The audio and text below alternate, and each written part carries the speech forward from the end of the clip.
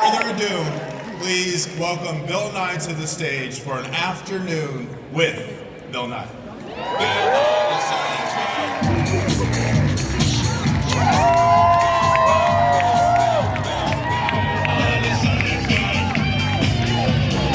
Science. Whoa!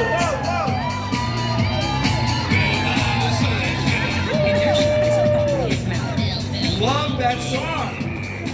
So good to see you all. Thank you all for taking your afternoon.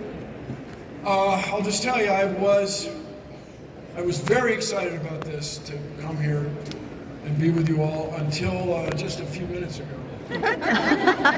No,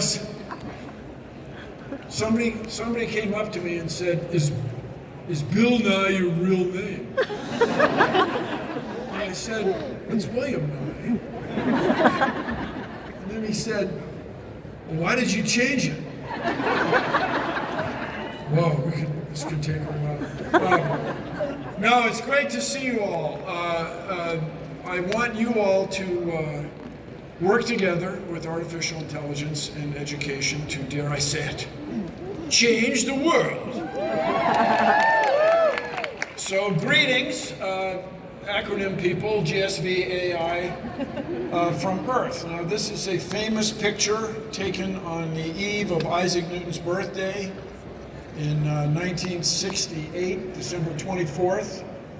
And this is the first time humankind had seen the Earth in this way, from space, where you could, and my grandfather remarked that he didn't anticipate all the clouds. You know, they grew up with classroom globes and so on, and you'll notice there are no political boundaries visible on view from space, and this image changed the world for most of us. There are people, I was wrong button, wait, steady.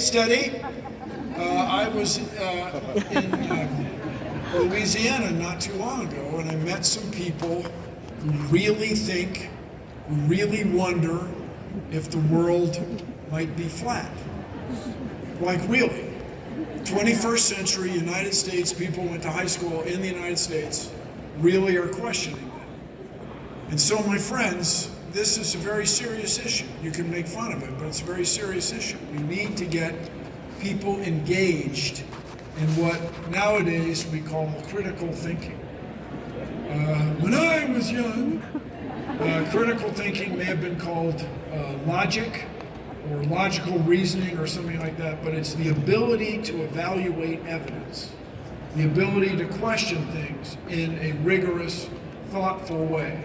And that's what you all have to do. I mean, not right now, in a few minutes. So please consider the following. When I was in college, I had this class from this very famous guy, Carl Sagan. And I got into that to Cornell on a clerical error. If there's anybody here who went to Cornell, they messed up, all right? The world's still spinning. Speaking of, so he talked all the time about what he called comparative planetology. So here's the Earth, you may recognize it, and overall it's about 15 Celsius. It's a little under 60 degrees Fahrenheit if you take into account north and south, add it all up. Mars is somewhat cooler. It's 60 below. It's minus 75 Fahrenheit, except near the equator on Mars during the summer, Martian summer, it's right around freezing. It's right around, water would just become a liquid, especially very salty water. And then Venus is somewhat warmer. As you may know, it's hot enough to melt lead all day. And the reason we don't see the surface of Venus in this picture is because of the Venusian clouds, which are made of sulfuric acid. And it rains sulfuric acid, but the rain doesn't get to the ground, it evaporates before it gets to the surface there with the Venusian rain. And by the way, the adjective having the characteristics of or pertaining to Venus now is Venusian, but in the 19th century there was venereal. Times change. But Venus is really, if by Western standards, it's like hell. And you couldn't live there, nobody can live there. The spacecraft that take the occasional picture have just been cooked, ruined very quickly. So now we'll go back to Mars briefly in your mind. This is a picture taken by the Sojourner rover back in the 1900s, back in 1997. And thank you, this foreground is the Sagan station, by the way, and these data were collected at that time. So this is a comparison of the Martian atmosphere with the terrestrial atmosphere, Earth's atmosphere. Has some words you may have heard before: xenon, krypton. Krypton, by the way, is a real thing. It's not just Superman. And then oxygen, maybe you're familiar with argon, nitrogen, and carbon dioxide. So that's what let us focus there. So carbon dioxide is this molecule that is stuck together in this way, oxygen on each end and carbon in the middle in a linear fashion like barbells. And it has this remarkable property where visible light goes right past it. Infrared, slightly longer wavelength heat gets bounced back. And so on Mars, we have 95%, I say we, for the Martians out there, we have 95% carbon dioxide on Earth. Back in the 1900s was 0.03% carbon dioxide. And if you're scoring along with us, 0.03% is the same as 300 parts per million. That's the same number, just a decimal point expressed differently. And you are all alive. Everybody here was alive when that number, rounding to one digit, changed from 0.03 to 0.04 parts per million. 0.04%, 400 parts per million. And as of this morning, we are now at 426 parts per million. So this tiny change in what would seem like a tiny fraction of our atmosphere is changing the climate on our planet. And this is not new news, peoples. This is old news. So I was in engineering school when this study was done by Exxon, before it was Exxon Mobil. It was that long ago. And it refers to a study, a presentation done in the summer of 1977, the same year the Voyager spacecraft were launched, and presented then in 1978. And it's a big paper, a big presentation about the greenhouse effect in 1978. Then it features a fabulous word, view graphs. Anybody know the word view graph? Kids, doggone kids. A view graph looks like this. It's a clear plastic thing you put on an overhead projector and you can see the image.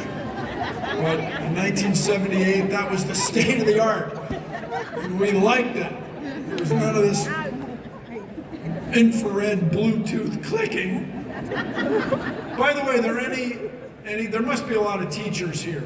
Yes. So I have no, I don't. I thought I had a laser. Never mind, we will move on. But I accidentally went back. View graph, yes. So let's look at view graph 10 from this presentation in 1978. And you can see that they have a graph by Exxon scientists, James Black and these guys, that went from middle of the 19th century up to the middle of this coming century, 200 years. And they predicted in 1977 that the world would get warm. You see the word temperature featured here, and you can see the trend. Hot, warm, hotter and hotter. They knew about it in 1977. And I get it, you all, when you say, okay, boomer, because my generation has not done a freaking thing about this. And so this was the same time, if you're of a certain age. I was graduated from engineering school, and my country produced both the Ford Pinto and the Chevy Vega. These were not the good old days. For those of you familiar with the Ford Pinto, it was such a bad car. How bad was it?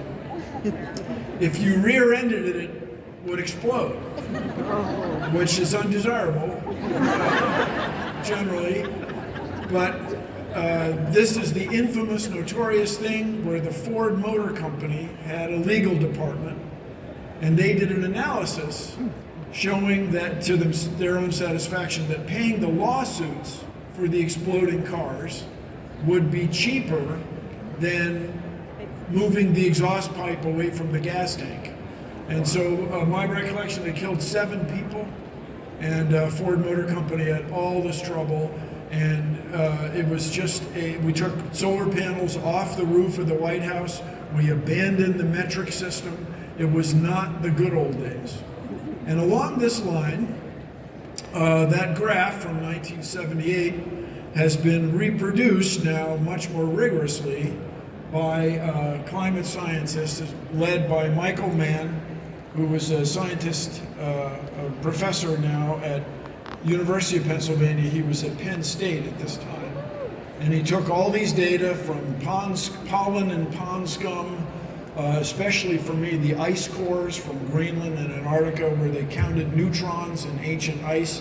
There's, when you drill down 2 miles into the ice and pull up ice and then count the neutrons in the air molecules trapped between tines of snowflakes, there's nobody faking it. Nobody's got a hypodermic needle squirting air into ice 2 miles below the surface. Anyway, this is the famous graph where, just like the Exxon graph, goes straight for centuries, but then as you get near the time of today, it gets steeper and steeper. And Mike Mann coined the expression, the hockey stick. Now, this hockey stick would be an extraordinary one, because it wouldn't have a blade like that. The blade would look more like this. So everybody, solar panels off the White House, Ford Pinto, exploding car, abandoned teaching the metric system, ignoring climate change, running circles screaming, very stressful. So I went to see my therapist. Dr. Arnold Schwarzenegger. Now, this is a bit from National Geographic show. So everybody, let us understand. Arnold Schwarzenegger is a very, very conservative politician. You go to his office in Santa Monica, California, up the road here, he has a bronze bust of Abraham Lincoln. He has a bronze bust of Ronald Reagan. And he has a bronze bust of himself there. Same thing. Abe Lincoln, Terminator, same deal. But he is very concerned about climate change. And so have I been for years and years. And so, as you may know, I did a kid's show about science. And thank you. Seriously, I do love that song. Thank you. So this was a document I gave to everybody who came to work on the show. So because it's a public broadcasting station, come learn how to make television and work for months for free. Cool. So we had about 100 people over the years. And why did you make the show? What's the point of the show? At the very top, the objective is to, dare I say it, change the world. And this was, for those of you who can see down here, these are the dates written 930504, so the 4th of May, 93. This is before anybody acknowledged that one day there would be a 21st century. Didn't occur to anybody. 93, they must mean 1993. Yeah, well, things change. Anyway, we did the show, and now for you educators, this was the card. We divided science into 3 categories. This is for elementary students. And the reason we did it this way is because we had very compelling research. This is before artificial intelligence. Very compelling research that 10 years old was probably as old as you could be to get the so-called lifelong passion for science. And I think it's as old as you can be to get a lifelong passion for anything. Like, you guys are educators. Some of you write software. You've been storytellers since you were little kids. So we divided science into three things: life science, physical science, and what I called planetary science. And then we in turn divided those into two categories each. We have biology, the human body. Everybody, people of all ages, are fascinated with their bodies. Everybody sits and talks about their ailments. Yeah, my ankle hurts, and so on. And then physical science to me is physics, the study of motion and energy, and chemistry. And then what I call planetary science is astronomy and earth science. And so taking earth science as an astronomical planetary point of view, I think really makes things go smoothly.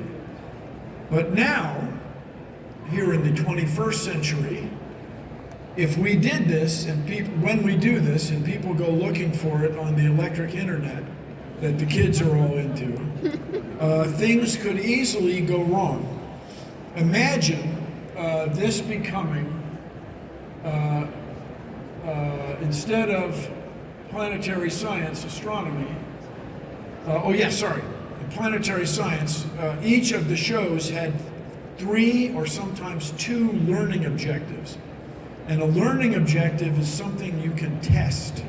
At the end of the show, at the end of the radio broadcast, at the end of the podcast, at the end of the television show, at the end of the book chapter, you would be able to ask the reader, the listener, the viewer, what did you get out of it? And we hope they would get 3 things. Space exploration helps us understand Earth. Space exploration and travel, space travel, are difficult, and humans make special tools to explore space, aka rocket ships and stuff like that. And so these 3 learning objectives, at the end, you could ask a kid, a viewer of any age, what did you get out of it? What did you get out of it? Dinosaurs and people did not live at the same time. That would be in a learning objective. What? Yes, take it from me. Or don't take it from me. But just imagine with artificial intelligence, this thing could go wrong. Instead of planetary science, I could easily imagine software creating planet knowledge. And then instead of astronomy, it could easily become astrology. And with astrology, you'd get learning objectives like the stars help us understand ourselves. Really. Planets determine whom you can be with. Really? Oh yeah, who knew? And then astrologers make charts to predict the future. No, they don't. They make it up. For crying out loud. And I can easily see artificial intelligence leading people astray, not intentionally, but with the way the software works.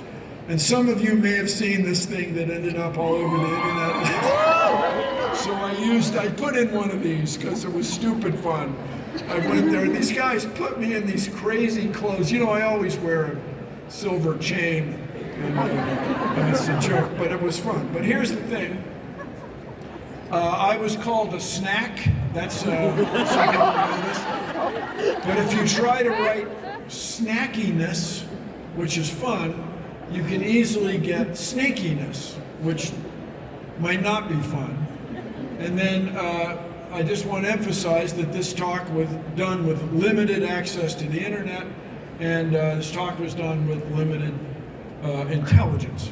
And so this is where we want people to not accept that just as you see it, but instead to use critical thinking to evaluate evidence. Is Bill Nye a snake or a snail? Well, it says here, yeah. So you guys, I have been in countless, not count, the congressional offices where neither the member of Congress, the senator, or their staff people knew about the following thing. In the U.S. Constitution, Article 1 is the role of Congress, the role of the legislative branch.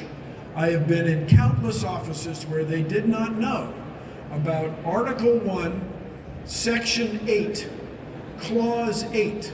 Section 8, by the way, is sort of the miscellaneous things Congress is supposed to do. You're supposed to have some roads. You're supposed to have ways to deal with pirates on the high seas. That's spelled out, letter of marque. And it also has, by the way, Section 8 covers the post office. I don't know if you guys remember a few years ago, there were members of Congress proposing that we close the post office. No, we're not. It's in the Constitution. Are you high? We're not closing. Section 8, Clause 8, the job of Congress is to promote the progress of science and useful arts. The word science is in the U.S. Constitution. But a lot of people that represent us don't know that. It doesn't say anti-science, it doesn't say astrology, it doesn't say haunted houses, it says science, for crying out loud. And so with this in mind, I claim working together we can change the world. So as some of you may know, I used to work in the oil field, in the oil patch, in Victoria, Texas, Hobbs, New Mexico, Snyder, Texas. Snyder, Texas would fit in this room. And Refugio is one of the several cities that claim that's where Nolan Ryan was born, the baseball pitcher. I don't know where he was really born. But there's Midland, a picture I took. And one day, you all, what we want to do is manage this system of oil wells with artificial intelligence, and what we want to do is take advantage of this technology. My friends, I used to work in the oil field. I was a young engineer programming valves in this oil field system that did the extraordinary task of separating water from oil. You wouldn't think you need to do it, but it's a big problem. But let's stop doing that. We can't drill oil anymore, and let us instead take advantage of this technology. We are really good at drilling, and use it to get heat out of the ground. If we could heat this building and cool this building, because you need a hot and cold source to run a heat pump, if we could do this here, we would change the world. And this is a project at Cornell that has a great graphic, but they've drilled down 2 miles to where even in this part of central New York State where you have to go down really deep to get to geothermal heat, we can. And so we're using heat from deep in the earth to warm the campus. It's an extraordinary idea. If you go to that same part of West Texas now, Texas this year, this quarter, first part of this year, has produced more electricity from wind and solar than they have from burning coal, oil, and gas. In Texas, peoples, don't come running to me. Now, you can't do it everywhere. You need, right now, the technology is you need great big open areas to have solar farms, and you need hilltops and wind blowing to have wind turbines. But they do have them, and we are exploiting it. And someday, a key to our future, people, is being able to get electricity from West Texas, Central Texas, and put it all over the world. And I mentioned Texas because through their lack of through Texas's lack of regulation, lack of paying attention, the whole place went dark a few years ago just because it got cold. We are going to need artificial intelligence to manage the electricity. Now, everybody here was alive when 2 years ago humankind, produced fusion here on the Earth's surface. Twice since October 2002, these researchers at Lawrence Livermore, right up the street here, well, up the coast, have gotten more energy out than they put in. My friends, if we could get the energy that produces heat in stars here on the Earth's surface, it would change the world. We would have limitless electricity. And with limitless electricity, we could do three amazing things. We could desalinate ocean water and have clean water for everyone. We'd have renewable electricity. We'd have that so-called base load of electricity all the time. And then we could have the internet for everyone in the world. Because what we want to do, the big idea, is to raise the standard of living of women and girls. When you raise the standard of living of women and girls, you know the old saying, happy women and girls, happy life. And so there are several organizations, universities, government-funded projects, and these private projects around the world trying to produce fusion. They're in Vancouver, British Columbia, they're in Britain. The one I am all hot for is running protons into boron hydride gas, where you'd get all this heat without radiation. It could be really something. It's at Tri-Alpha. It used to be called Tri-Alpha Energy. Now it's TAE up the road.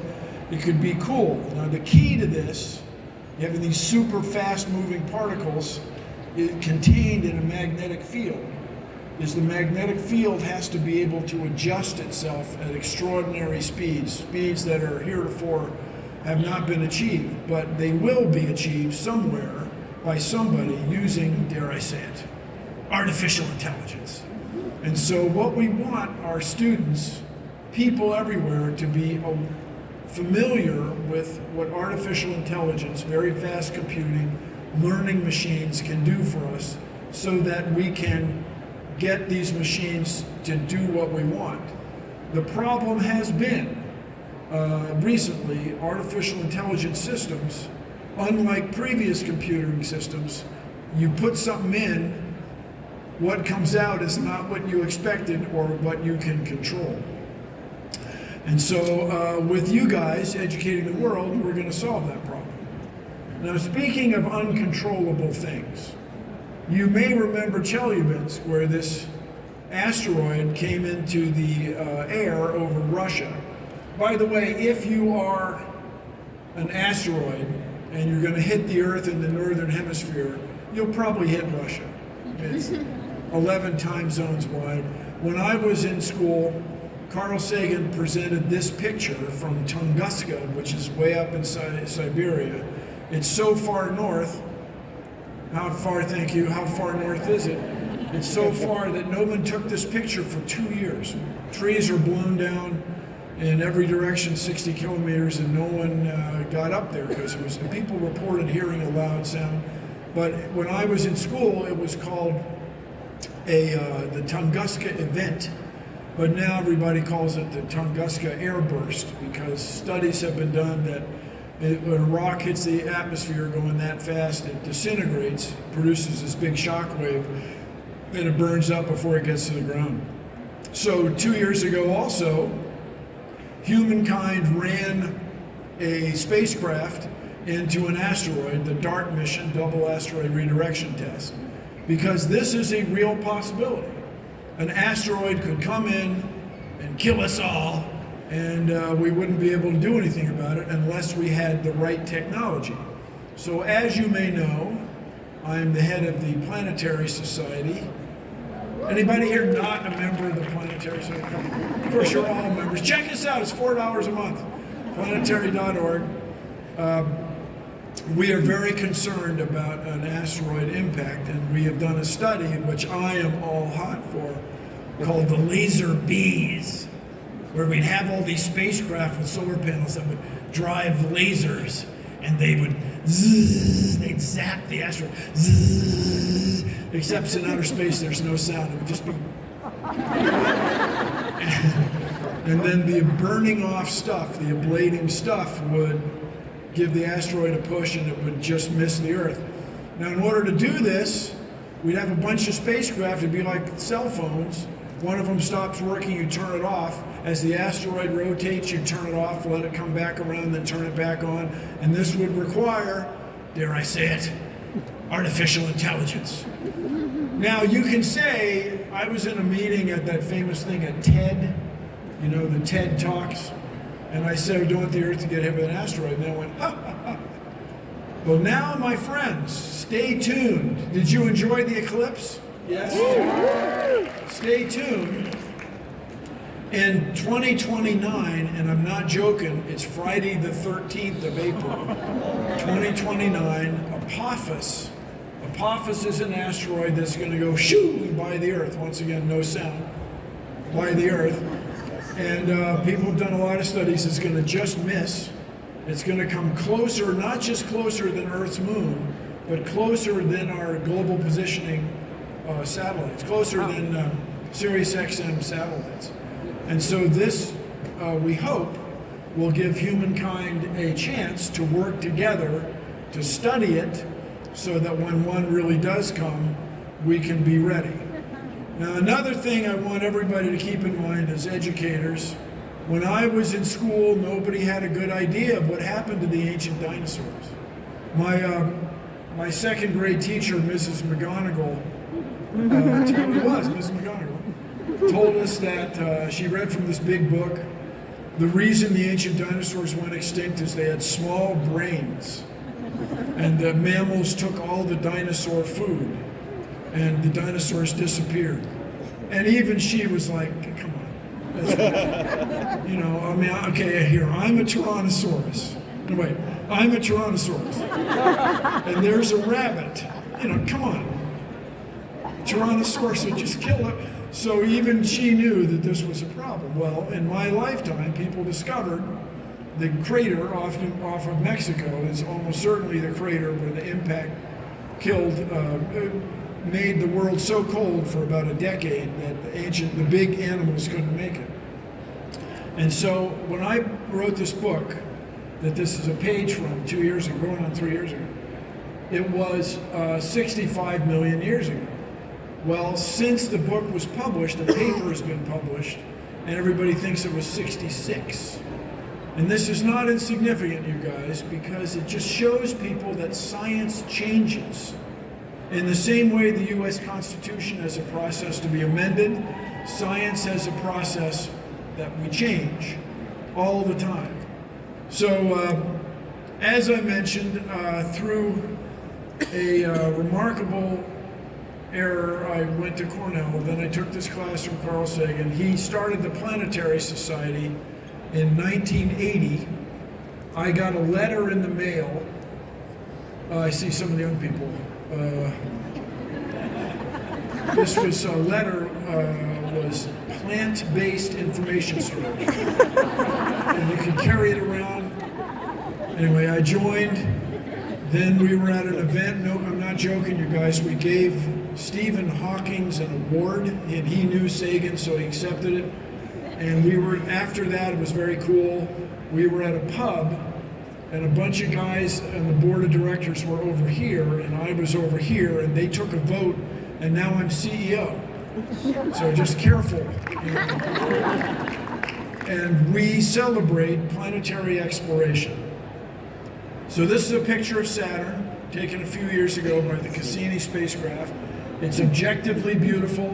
You see the light coming through the rings from the south, what humans think of as the southern hemisphere of Saturn. Nobody knows really what the Saturnians call it. And it's just gorgeous, right? But this is also a picture of the Earth. The Earth is right there. That's it. That's everybody. It's everybody in this room, that's all the palm trees, that's all the trains, everything, all the gas lamps, everything. And if we could fly up this way, 100,000 kilometers, which in space flight, you know, is a day at the office, it looks like this. And you recognize the Earth, right? It's right there. That's the Earth. The orbit of Saturn's below us. And that's everybody you've ever met. It's every latte, every mushroom, everything. It's right there. So when I was a little kid, the space program was new. And I used to think, I grew up back east, I used to think, I'd watch the sun go down on the beach near where Biden has a house, Rehoboth, Delaware. I would watch the sun go down and think, you know, your shadow gets longer and longer. I think, if I wave my arms, astronauts would be able to see me. look, no, we're not going to see you, dude. Not just that, Mrs. Cochran, my third grade teacher, told us there are more stars in the sky than there are grains of sand on a beach. And so I would go to the beach and look at all the sand and think, wow, that's extraordinary. In third grade, I might not have said extraordinary. And I wouldn't have expressed it in this way, but the feeling was something like, Mrs. Cochran, are you high? Have you ever been to a beach, for crying out loud? There's a lot of sand. We're in San Diego. Take a look. There's a lot of sand. And when the tide goes out, there's more sand. And you shuffle your feet, there's sand. You dig, you're a little kid, you dig holes, there's sand. People, there are more stars in the sky than there are grains of sand on Earth. Mrs. Cochran was way off. So I was a little kid, I was looking at the sand, I was thinking about what she said, I was looking at outer space, and I started to feel pretty insignificant. I started to feel really, I was no different from the sand. I'm just another gram, just another speck. I'm a speck of sand, I'm a speck standing on a bunch of specks, which are part of the Earth, which is another speck orbiting the sun, a completely unremarkable star. I'm a speck. Standing on a bunch of specks, who's part of a speck, orbiting a speck, in the middle of specklessness. I suck. But then I realized that with my brain, which is only this big, your brain is only this big. My old boss's brain was small, but with your brain, you can understand all of this. And with our brains, critical thinking, and artificial intelligence, we can, dare I say it, my friends, change the world. Thank you all.